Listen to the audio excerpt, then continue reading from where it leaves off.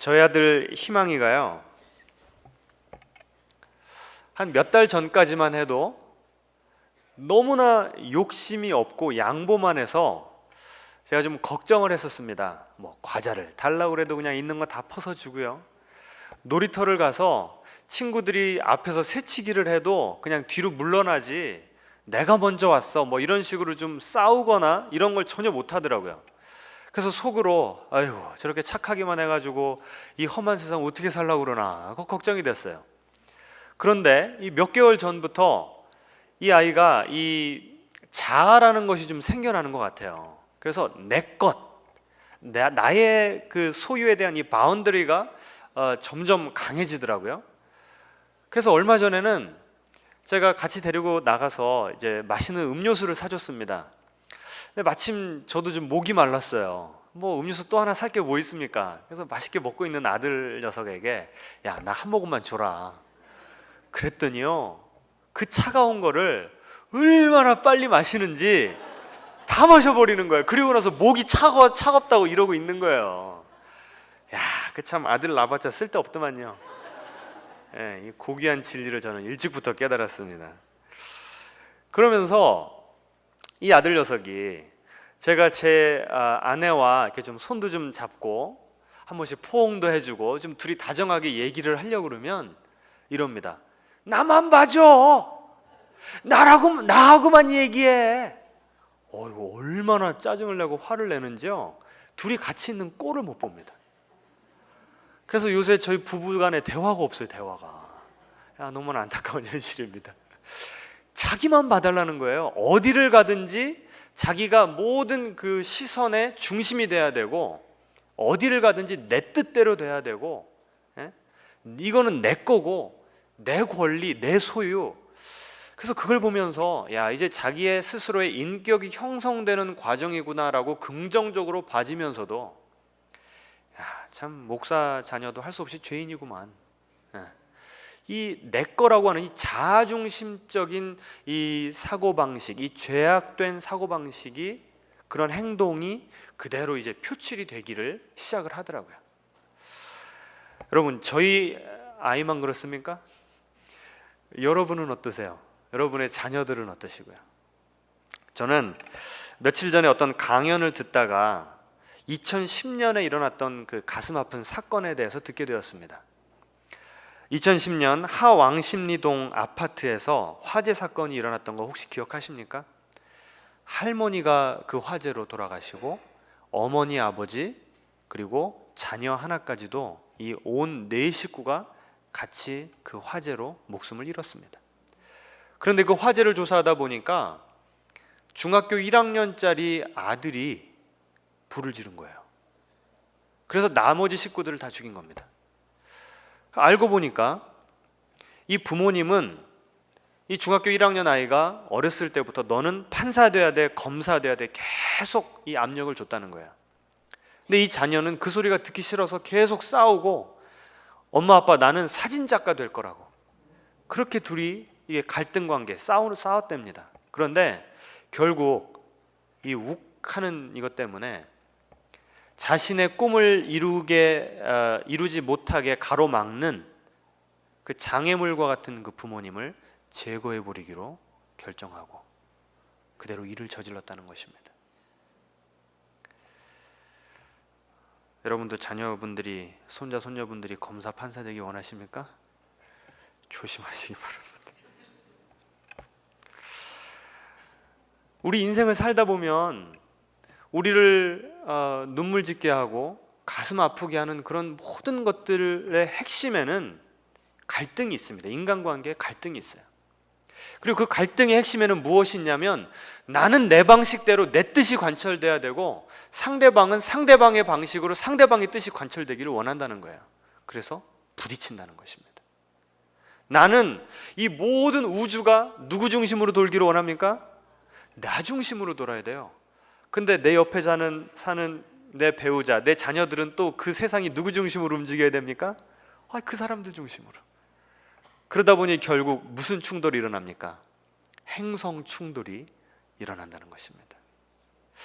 이것이 부모와 자녀 간에 뭐에만 국한되는 것, 가족에만 국한되는 것이 아니고 세대 간의 갈등, 잘 사는 부자들과 가난한 사람들의 갈등, 노사의 갈등, 진보와 보수의 갈등, 남한과 북한, 온 세계가 지금 피를 흘리고 눈물을 흘리고 아파하는 것들이 다 이 자아중심, 자기중심적인 그런 사고방식에서 연유한다는 것입니다. 이번 설 명절 때 여러분 가정은 평화로우셨습니까? 혹시 그 평화가 그냥 살얼음을 걷는 것처럼 그냥 누가 말을 안 하고 안 터뜨려서 그러지 그냥 겨우 평화를 유지하는 그 정도 아니었습니까? 혹시 고부간의 갈등은 없으셨어요? 이 며느리들은 친정 빨리 가고 싶어하고, 예? 서로 간에 메뉴 결정하는 것에서부터 부모님 용돈은 얼마 드리는가부터 또 고부간의 그 갈등을 느낄 때 그 갈등을 옆에서 참 무기력하게 보고 있는 이 남자들, 예? 또 얼마나 힘드셨습니까? 또 그 쌓인 스트레스가 또 엉뚱한 것에 터져가지고 또 부부싸움 하시지는 않으셨는지. 이런 모든 것들이 왜 내 뜻대로 안 되는가? 여기에서 연유한다는 것입니다. 그런데 우리는 이렇게 갈등 가운데서 우리 마음 가운데 이런 소원이 있음을 발견하게 됩니다. 참 갈등 없는 사회에서, 세상에서 살고 싶다. 내 뜻이 관철됐으면 좋겠지만 꼭 그렇지 않더라도 좀 내 뜻도 좀 내려놓을 줄도 알고 상대방도 그 뜻을 내려놓을 줄 알아서 좀 중간 지점에서도 좀 만나고 타협도 이루고 화해도 하고 용서도 하고 좀 이런 갈등 없는 세상에서 살고 싶다라고 하는 그런 마음의 소원이 있습니다. 여러분 어떠세요? 저만 그렇습니까? 여러분도 이제 그런 마음이 있으시죠? 예. 그런데 이런 그 마음의 소원함이 어디에서 기인하는 것일까요? 하나님께서 우리를 처음에 그렇게 창조하셨기 때문에 그렇다는 것입니다. 하나님께서는 우리를 하나님의 형상 닮은 존재로, 형상으로 우리를 창조하셨는데 하나님께서 처음 창조하실 때 우리에게 그런 마음이 있었다는 얘기, 그 화합, 서로 어우렁더우렁 갈등 없이 사는 사회에 대한 염원을 갖게끔 창조하셨다는 말은 하나님 스스로가 그런 존재라는 것입니다. 우리가 지금 살아가는 사회는 불협화음을 내는 사회입니다. 여러분 오늘 성가대가 참 그 민속풍의 멋진 찬양을 해주셨는데 여러분 성가대가 가장 아름다울 때가 언제예요?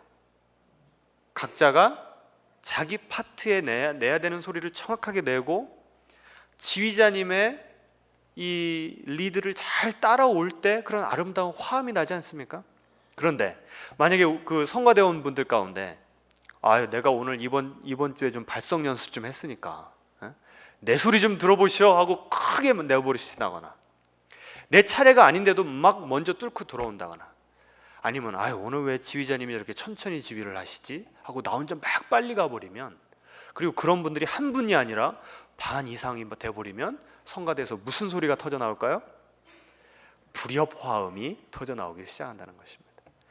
우리가 경험하는 사회는 불협화음이고 우리가 염원하는 사회, 우리가 염원하는 교회와 가정은 아름다운 화음으로 가득 찬 곳이라는 겁니다. 그런데 우리의 이런 소원은 하나님으로부터 왔습니다. 우리 하나님은 영원 전부터 완벽한 화음을 이루면서 사셨다는 것입니다. 오늘 본문에도 성삼위 하나님께서 얼마나 멋진 콤비를 이루시면서 서로 화합하시고 한 마음을 이루시는가를 볼 수 있습니다. 자, 예수님께서 요단강에서 세례 요한에게 세례를 받으셨는데 세례받고 올라오시자마자 지금 성자 하나님이 올라오셨습니다. 지금 세례를 받고 몸에서 물이 뚝뚝뚝뚝 떨어지세요. 그런데 그 위에 비둘기 같은 누가 내려오셨습니까? 성령님이 내려오셨습니다. 그리고 하늘이 갈라지더니 음성이 들렸는데 그건 누구의 음성이었습니까? 성부 하나님의 음성이었습니다. 지금 예수님께서 세례받으시는 그 장면에 성삼위일체가 함께 역사하시는 것입니다. 우리가 앞으로 살펴보겠지만 인류의 구원을 위해서 성삼위 하나님께서 같이 일하신다는 것입니다. 지금 성부 하나님, 아버지 하나님께서는 아들 하나님을 보시고 11절에 너는 내 사랑하는 아들이라 내가 너를 기뻐하노라, 그 따뜻한 음성으로 지금 아버지가 아들을 꼭 품에 껴안고 있는 그런 모습을 우리는 상상할 수 있습니다. 그리고 성령 하나님께서는 그 이제 공생의 십자가의 길로 한 걸음 한 걸음 나아가야 되는 그 공생애를 시작하시는 그 예수님에게 살포시 내려앉으셔가지고 뭐 하실까요? 능력을 주시는 것입니다. 앞으로 지치지 않도록 그 유혹을 끝까지 이겨내실 수 있도록 능력으로 이 예수님을 엔빌롭, 감싸 안으셨다는 것입니다. 그러면 성자 하나님은 무엇 하신 것입니까? 죄 없으신 그분은 세례를 받으실 필요가 없으셨습니다. 그런데 성부 하나님의 뜻, 이 타락한 인류를 내가 어떻게 구원할꼬 그 안타까운 마음을 가지고 계실 때 성자 예수님께서 제가 저의 희생을 통해서 이 인류를 구원하겠습니다, 자원하시고 헌신하면서 그 하나님 아버지의 말씀에 온전히 순종하셔서 지금 세례를 받으셨다는 것입니다. 이 성부, 성자, 성령 이 세 분이 우리를 새롭게 하시겠다고, 우리를 죄와 사망과 고난으로부터 구원하시겠다고 하는 그 한 가지 목적으로 세 분이 한 마음으로 뭉치셨다는 것입니다. 어떤 불협화음도 보이지 않고 완벽한 조화와 질서와 화음을 볼 수 있다는 것입니다. 그래서 C.S. 루이스라고 하는 분은, 제가 오늘 그 주보에다가 그 인용을 실어놨습니다. 이 하나님을 묵상하면서 하나님을 이렇게 표현했습니다. 기독교의 하나님은 정적인 존재가 아니라 역동하며 약동하는 활동, 생명, 일종의 드라마에 가까운 분입니다. 경건치 못한 표현이 될지 모르겠지만 하나님은 일종의 뭐에 가까운 분입니다? 춤, 댄스에 가까운 분이라는 거예요. 여러분이 어떤 세대시냐에 따라서 지금 어떤 어떤 춤을 머릿속에 그리고 계시냐가 다르시겠지만, 춤이라고 하는 것은 여러분 가만히 있는 수동적이고 정지된 느낌입니까? 아니면 역동적인 느낌을 줍니까? 역동적이죠. 지금 성삼위 하나님께서 성부 하나님 따로 존재하시고 성령 하나님, 성자 하나님 따로 존재하시는 것이 아니라 이 세 분이 함께 춤을 추시면서 서로가 어우러지는 멋있는 그런 모습을 지금 성삼위 하나님의 실제적인 모습으로 C.S. 루이스가 표현했다는 것입니다. 이걸 좀 배경 설명이 좀 필요합니다. 지금까지 우리가 이 삼위일체라고 하는 교리를 참 어렵게, 참 이해하기가 참 어려운 그런 교리였습니다. 여러분, 하나님이 한 분이십니까? 세 분이십니까? 한 분이세요? 그러면 성자, 성부, 성령님은 어떻게 되신 거예요? 한 분이세요? 세 분이세요? 세 분이세요? 우리가 삼신교를 믿나요? 아닌데요. 하나님은 한 분이시면서 세 분이십니다. 그런데 어떤 분들은 그래요. 야, 어떻게 그런 말도 안 되는 교리를 믿을 수가 있는가? 그래서 지식인들이 예수를 안 믿지, 이렇게 말하는 분들도 계세요. 그런데 우리는 이렇게 생각해 볼 수 있습니다. 오히려 우리가 인간적으로 생각해낼 수 없는 교리이기 때문에 하나님께서, 우리는 파악할 수 없는 그 하나님의 모습을 하나님께서 이스라엘과 교회의 역사 가운데 자기를 계시함으로, 삼위일체로 자기를 계시함으로 나타내신 것으로 이해할 수 있습니다. 만약에 여러분이 이단 종파를 만든다고 하신다면 삼위일체 교리를 핵심으로, 이 교리의 근간으로 내세우시겠습니까? 결국 그렇지 않죠. 인간이 만든 종교는 누구에게나 어필할 수 있도록 아주 논리적이고 말이 되게 만들어야 됩니다. 그 대표적인 종교가 바로 불교인 것입니다. 그런데 기독교는 왜 이렇게 받아들이기 힘든 삼위일체를 이 하나님은 누구신가라고 하는 답변에 대한 삼위일체라고 하는 답을 주는가? 하나님께서 그렇게 계시하셨기 때문에 우리도 받아들여야 된다는 것입니다. 그렇다고 한다면 삼위일체는 그냥 받아들이기만 해야 되는 건가? 아멘, 믿습니다 하고 어떤 질문도 해서는 안 되는 교리인가? 또 그건 아니라는 겁니다. 성경에 보시면 하나님께서 신약 성경에 이런 표현이 있습니다. 하나님은 사랑이시라. 이 신학자 어거스틴은 이 성경 구절 한 구절이 성삼위 하나님을 증명한다고 얘기를 합니다. 무슨 말인가 하면, 여러분, 사랑을 혼자 할 수 있습니까? 예? 혼자 할 수 있어요, 없어요? 그거 지금 정신 나간 사람이죠. 사랑을 하려면 대상이 있어야 됩니다. 대상. 내 사랑을 받을 만한 대상. 그럼 하나님께서 나는 사랑이다라고 말씀을 하시면 그 대상이 누구예요? 하나님께서 나는 사랑이다라고 하실 때 나는 너희들을 창조한 다음부터 너희들을 사랑하는 존재가 됐다라고 말씀하시는 것이 아니고, 영원 전부터, 이 세상을 창조하시기 전부터 나는 사랑이다, 내 그 본질이 사랑이다라고 계시하신 것입니다. 그 말은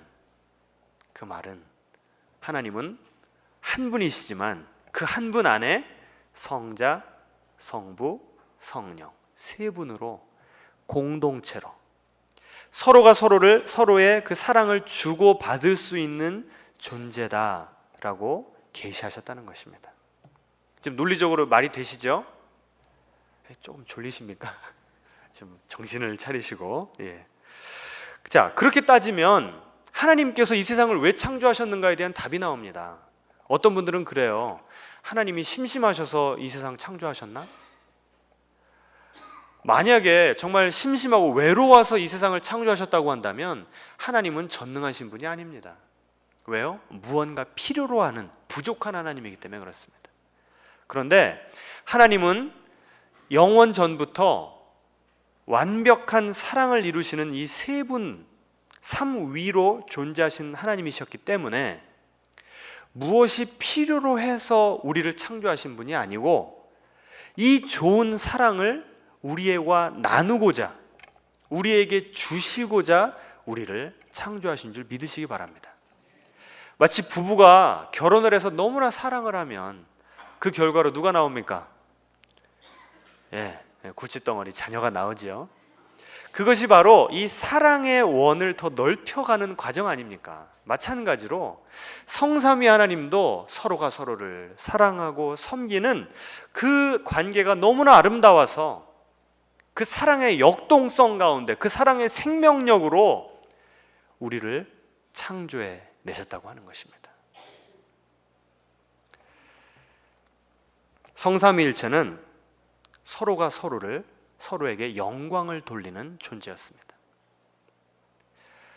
요한복음 17장 5절에 보시면 예수님께서 이렇게 말씀하십니다. 태초부터, 영원 전부터 하나님 아버지와 저는 똑같은 영광을 누리고 있었습니다. 또 서로가 서로에게 영광을 돌리고 있었습니다. 여러분, 서로에게 영광을 돌린다는 것이 무엇인지 아까 제가 소개해드렸던 팀 켈러 목사님 그 설교집에서는 이렇게 설명을 하고 있습니다. 이 팀 켈러 목사님이 대학생 시절에 모차르트를 그 대학 강의, 그 교양 과목으로 들었답니다.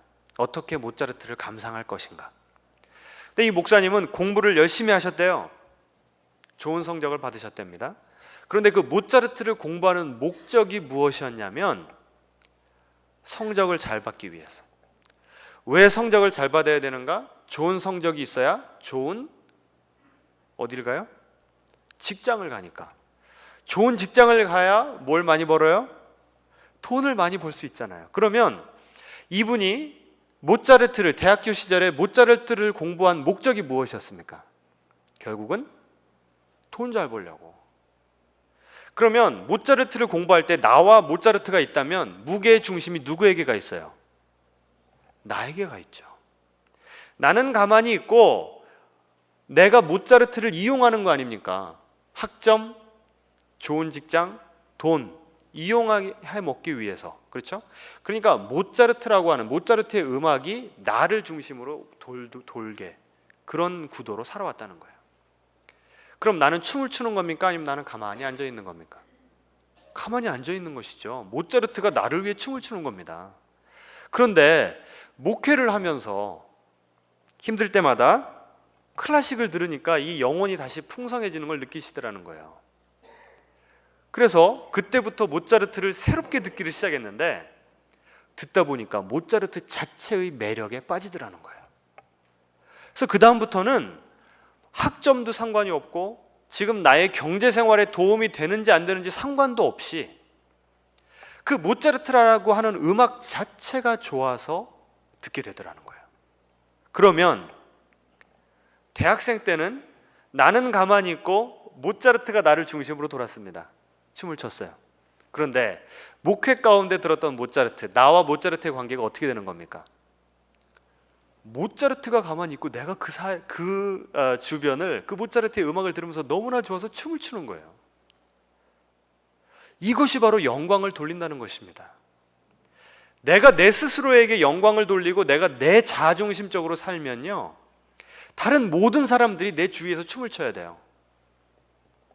실제로 그렇게 하는 사람들이 권력자고요, 기득권층이고요. 그렇게 하지 못하는 사람들은 속상해하고 속에 한이 생기고 내가 그 자리에 있어야 되는데 하면서 살아가는 것이 우리 현실의 모습입니다. 그런데 성삼위 하나님이 서로 춤을 추실 수 있는 것은 무엇이냐면 서로가 내가 영광을 받아야 돼라고 하는 것이 아니라 상대방을 바라보면서 그 상대방 자체가 너무나 아름답고 좋으니까 내가 스스로 누가 시키지도 않았는데 그리고 나에게 어떠한 이득이 떨어지지도 않는데 오히려 내 자신을 희생해 가면서 그 상대방 주위를 돈다는 것입니다. 한번 여러분 머릿속에 상상을 해보세요. 성부 하나님이 성자 하나님 주위를 돕니다.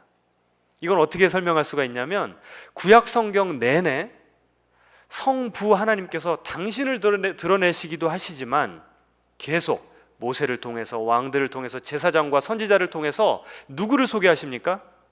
오실 메시아 예수님에 대해서 소개하십니다.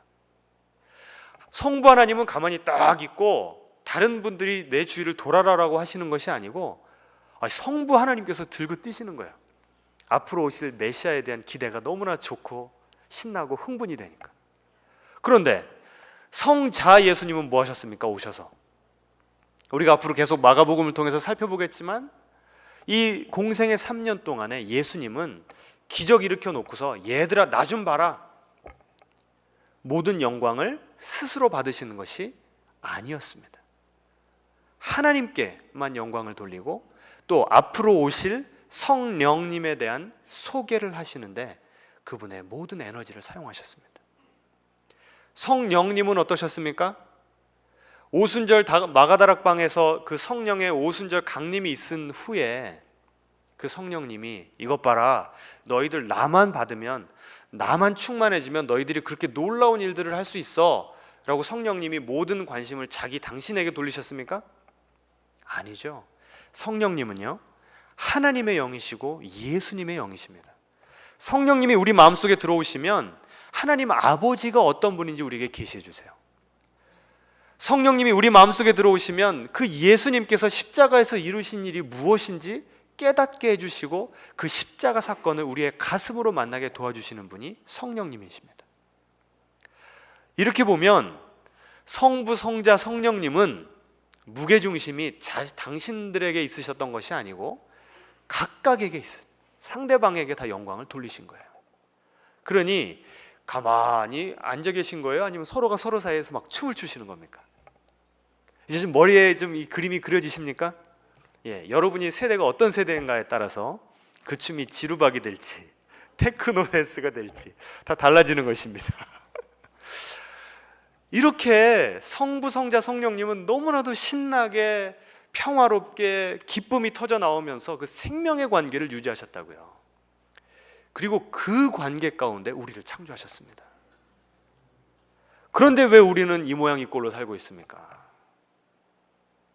어디서부터 문제가 온 거예요? 오늘 이 마가복음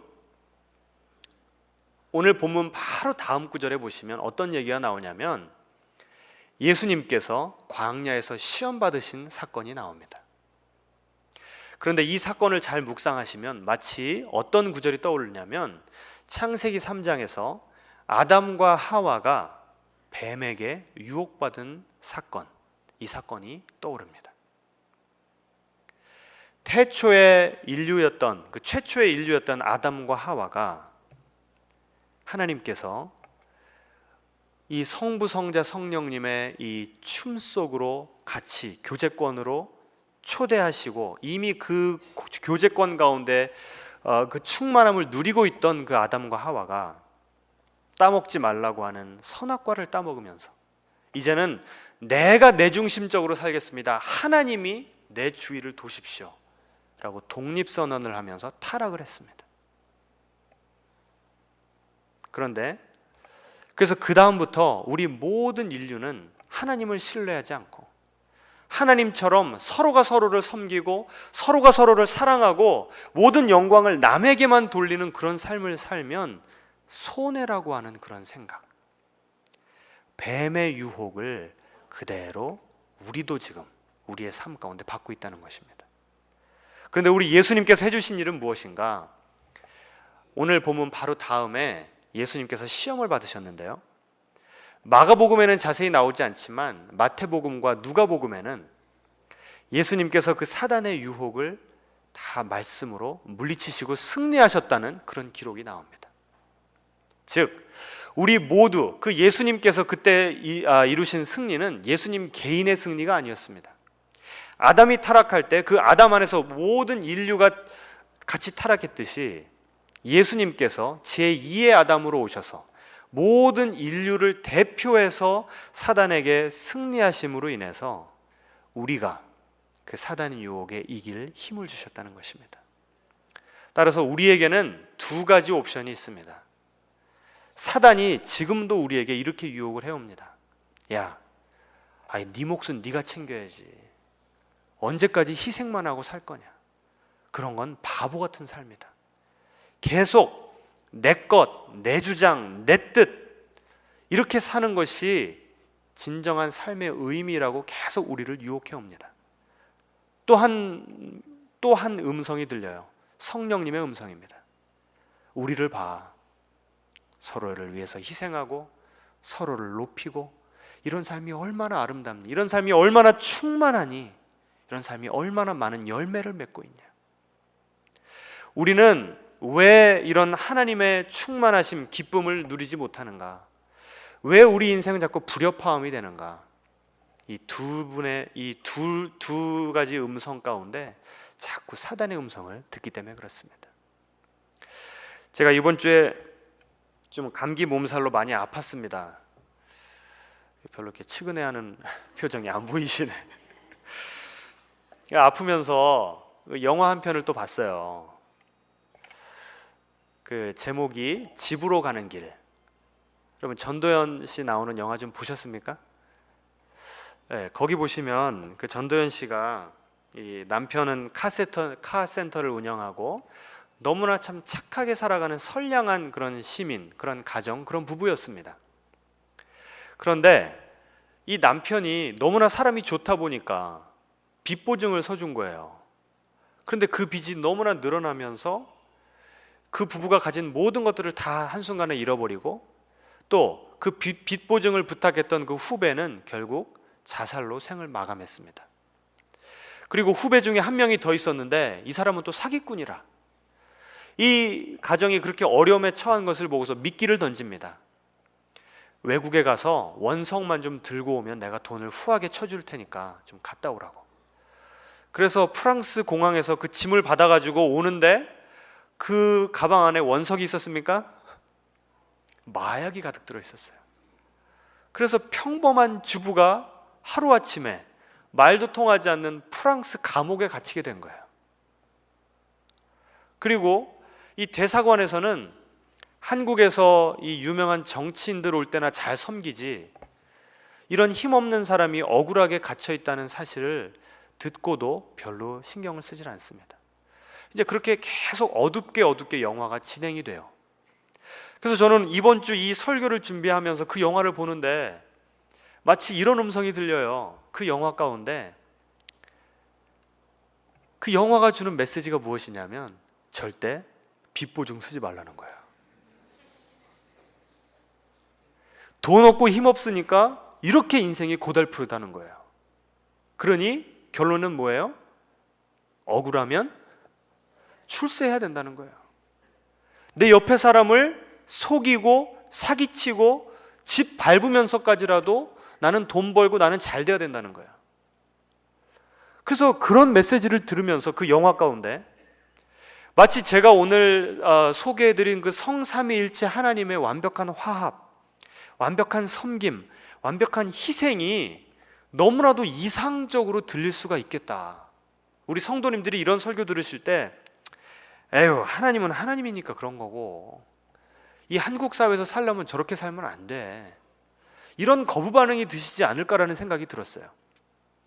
그런데 그 영화 쭉 중반 후반으로 지나가면서 다행히 그 후배 중에 그나마 괜찮은 후배가 하나 있었습니다. PC방을 운영하는 후배가 그 사연을 인터넷에 올린 거예요. 그러니까 이 쫙쫙쫙쫙 정보가 퍼져 나가면서 이 사람을 살리자고, 이게 지금 그 실화를 바탕으로 만들어진 영화입니다. 이 불쌍한 사람을 살려보자고 동호회가 조성이 되고, 그리고 이 사람을 위해서 이 기금이 마련이 돼서 결국 이것이 그 TV에까지 나오게 되고, 결국 2년 만에 그 실제 인물이었던 그 사람이 감옥에서 풀려나는 그런 아름다운 일이 일어납니다. 그래서 저는 그 영화 가운데 두 가지 메시지를 같이 본 거예요. 절대 손해보면서 살면 안 된다, 희생하면 안 된다, 내 몫은 내가 챙겨야 된다라고 하는 너무나도 현실적인 한 메시지 하나와, 그럼에도 불구하고 이 한국 사회 가운데 나에게 이득이 되지도 않지만 단지 저 사람이 너무나 억울하게 다른 나라에서 말도 통하지 않는 프랑스에서 잡혀있다는 그 하나만으로 모든 사람들이 힘을 합해서 사랑과 관심과 자기의 주머니를 열어주는 그런 두 가지 현실을 같이 보여주더라고요. 그래서 저는 그 두 가지 그 메시지를 동시에 들으면서 야, 나는 어떤 현실을 바라보면서 살아야 될 것인가, 이 두 가지가 공존하는 이 한국 사회 가운데 어떤 현실이 더 주가 되는 현실을 되도록 만들면서 살아야 될 것인가 라고 하는 그런 생각이 들더라고요. 여러분, 지금 우리에게는 성삼위 하나님께서 그 아름다운 춤 가운데로 지금 우리에게 손을 뻗으시면서 Shall we dance? 나와 같이 춤을 추겠니? 하고 초대하고 계세요. 그 초대에 응해서 지금 당장은 내가 가슴이 아프고 때때로 정말 돈을 떼는 너무나 억울한 일을 당할 수 있고 내 목숨까지도 위태로울 수 있는 그런 상황에 갈 수도 있습니다. 하지만 우리의 생명 되신 그 예수님과 함께 추는 춤을 추게 되면 이 사회는, 우리 한국 사람들이 가물을 즐기는 민족이라고 그랬죠. 가물을 다시 즐길 수 있는 그런 아름다운 사회가 될 것이고요. 에덴 동산에서 우리 인류의 조상인 아담을 유혹했던 그 사단 마귀, 광야에서 예수님을 유혹했던 그 사단 마귀의 음성을 듣고 내 것이라고 점점 더 움켜쥐고 자꾸 다른 사람들을 경쟁자로 의식하면서 짓밟고 일어서려고 하는 이런 경쟁주의적인 자아중심적인 사고방식을 가지고 살면 점점 우리가 사는 이 한국 사회는 각박해질 것입니다. 여러분, 어떤 사회를 꿈꾸십니까? 어떤 가정을 꿈꾸고 계십니까? 누구의 음성을 듣고 누구의 음성대로 순종하는가에 따라 달렸습니다. 이 시간 우리 함께 기도하시면서 어떤 길을 걸어가실지 하나님 앞에서 결단하는 시간 갖도록 하겠습니다. 다 같이 기도하겠습니다. 성삼위 하나님, 우리에게 회복의 길을 제시해 주신 것을 감사드립니다. 다시 화평할 수 있고 다시 생명력이 넘쳐날 수 있는 길이 활짝 열렸는데도 우리가 매일매일의 삶을 살면서 사단의 유혹이 너무나도 달콤하고 너무나도 강력할 때가 많음을 고백합니다. 희생하며 살지 말라고, 내 뜻대로 살아야 된다고, 나는 가만히 앉아 있고 다른 모든 이들이 내 말에 따라서, 내 계획에 따라서, 내 뜻에 따라서 춤을 추는 그런 야망과 헛된 꿈을 꾸면서 지금까지 살아왔습니다. 그러면서 인간관계가 많이 깨어졌고 허무함도 느끼고 외롭기도 하고 이런 삶이 지긋지긋한데, 그러면서도 동시에 주님께서 그리는 그 삼위일체의 그런 아름다운 삶 속에 들어가려고 하니 너무나 주저하게 되고 두렵습니다. 예수님, 그 삼위일체의 춤을 하나의 추상적인 개념이 아니라 우리의 삶에 실제적으로 다가오는, 우리가 피부로 느낄 수 있는 것이 되게 하여 주시옵소서. 그 성삼위 하나님의 섬김과 희생이 얼마나 아름답고, 또 오히려 그것을 통해서 새로운 생명이 흘러 넘쳐날 수 있는지를 깨닫고, 그 성삼위 하나님을 우리의 마음에, 우리의 가정에, 우리의 삶의 현장에 모셔드림으로 불협화음으로 가득 찼던 우리의 인생이 주님 주시는 질서와 평화와 기쁨과 생명으로 넘쳐나는 그런 기적을 경험할 수 있도록 인도하여 주시옵소서. 우리 인생을 주님께 맡겨드리며 예수님의 이름으로 기도합니다. 아멘.